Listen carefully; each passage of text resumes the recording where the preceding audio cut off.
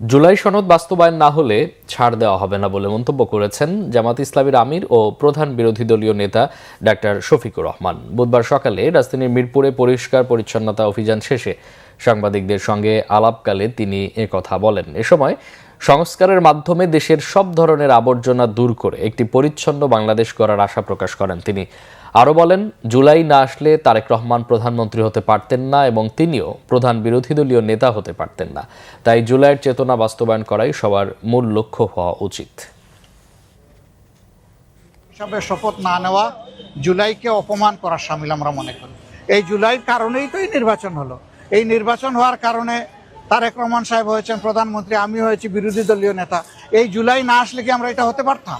জুলাইয়ের আকাঙ্ক্ষার ভিত্তিতে যে সমস্ত সংস্কার প্রস্তাব সামনে এসেছে, এই সবগুলা বাস্তবায়ন করা হবে এই সংসদের পবিত্র দায়িত্ব। যদি সরকারি দল উদ্যোগ নেয়, আমরা বিরোধী দল হিসাবে সর্বাত্মক সহযোগিতা করব। সরকার যদি উদ্যোগ না দেয়, তাইলে আমরা জনগণের হয়ে সেখানে কথা বলবো।